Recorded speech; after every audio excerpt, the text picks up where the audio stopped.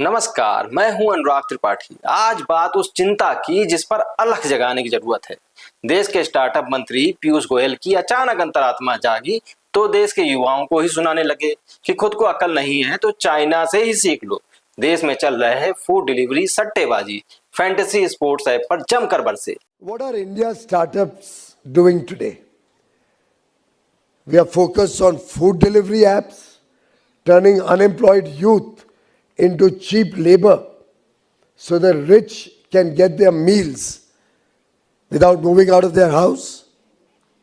And against that, what does a Chinese startup do?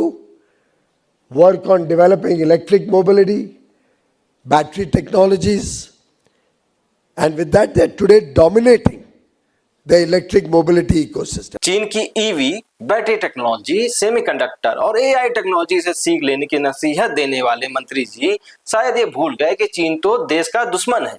खैर, मंत्री जी बोले या मोदी जी बोले, हमारे यहाँ के गुरुजन तो गोबर से ही कलेजे में ठंडक पहुंचा रहे हैं। दिल्ली यूनिवर्सिटी के लक्ष्मीबाई कॉलेज की प्रिंसिपल प्रत्युषा वत्सला ने गर्मी से बचने का देसी जुगाड़ निकाला है।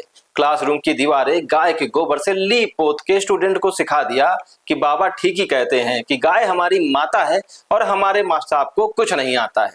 गोबर टेक्नोलॉजी के प्रयोग पर डूसू यानी दिल्ली यूनिवर्सिटी स्टूडेंट यूनियन चिढ़ गया। अब जैसा कि होता आया है, मास्टर साहब सर फोड़ते रहे और बच्चों को सुनना थोड़े ही है, तो डूसू के प्रेसिडेंट प्रिंसिपल मैडम के कमरे की दीवारों पर गोबर से चित्रकारी कराए। जय बागी तेवर। जब इतना सब हो गया तो प्रिंसिपल मैडम सामने आई और अपनी दलील सामने रख अपने को ही सही साबित करने पे अड़ गई।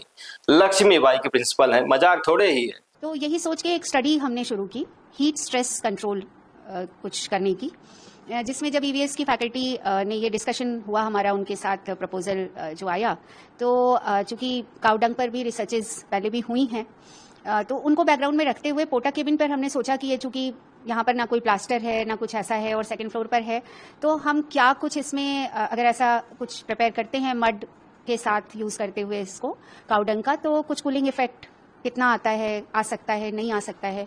तो इसके लिए हमने स्टडी करना डिसाइड किया।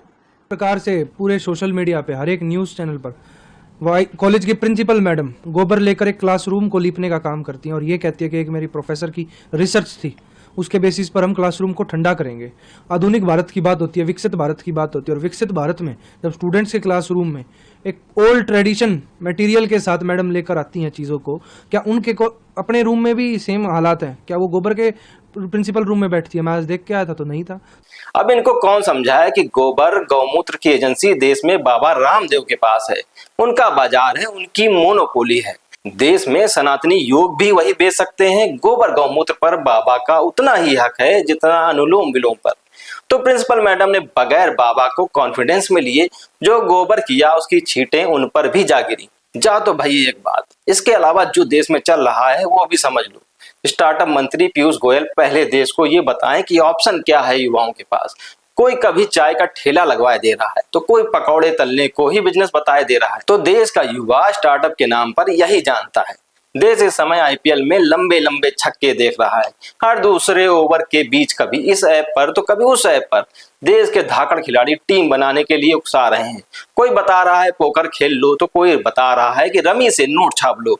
युवा तो इसी से परेशान है कि इसकी सुने कि उसकी सुने। टीवी से लेकर मोबाइल तक सट्टा लग रहा है। आईपीएल फ्रेंचाइजी है कि हजारों करोड़ कमा रही है। युवाओं को लग रहा है कि मौका छूट न जाए तो सब जुटे पड़े हैं। अब किसको क्या मिल रहा है इस धंधे में पता तो खैर सबको है, सब इलीगल लीगल है। दिल्ली के स्टार्टअप महाकुंभ में पीयूष गोयल ने यह भी सवाल उठाया कि क्या हमें आइसक्रीम या चिप्स बनाना है, दुकानदारी ही करनी है? क्या हम डिलीवरी बॉय और गर्ल्स बनकर ही खुश रहेंगे? क्या यही भारत की नियति है? सवाल अच्छा है, मगर ये सवाल उन्हें खुद से और सरकार से पूछना चाहिए, जिनकी गणना में गलती की सजा आज का युवा भुगत रहा है। जेप्टो के को फाउंडर आदित्य पालीचा ने कहा कि आलोचना करना आसान है। उधर इन्फोसिस के पूर्व बोर्ड सदस्य मोहन दास पई भी केंद्रीय मंत्री के बयान पर नाक भौ चढ़ाए दिखे। बोले भारतीय स्टार्टअप को कमतर ना समझे। देश में जो हालात हैं उनके बीच डार्विन का सर्वाइवल ऑफ द फिटेस्ट का सिद्धांत भी धूल खा रहा है। दरअसल हमने अपनी स्किल को काम पर सही ढंग से लगाया ही नहीं। जहां ट्रेनिंग होनी चाहिए थी वहां क्लासरूम गोबर से पोती जा रही है। कभी गौमूत्र से कैंसर के इलाज का दावा किया जा रहा है तो कभी गाय का गोबर अमृत बन जाता है। माना गाय हमारे लिए सनातन काल से पूजनीय है, मगर गाय के नाम पर पॉलिटिक्स ने बेड़ा गर्क कर रखा है। आज के दौर में जब सब जगह एआई का बोलबाला है तो देश के पास खुद का एआई मॉडल तक नहीं है। ऐसा इसलिए है क्योंकि हमने अभी भी महान इंटरनेट कंपनियां नहीं बनाई हैं। क्लाउड कंप्यूटिंग को किसने बढ़ाया? जवाब है अमेजन ने, क्योंकि वो कंज्यूमर बेस्ड इंटरनेट कंपनी है। आज एआई की फील्ड में बड़े खिलाड़ी कौन हैं? फेसबुक, गूगल, अलीबाबा और ये सभी देश के बाहर की कंपनियां हैं।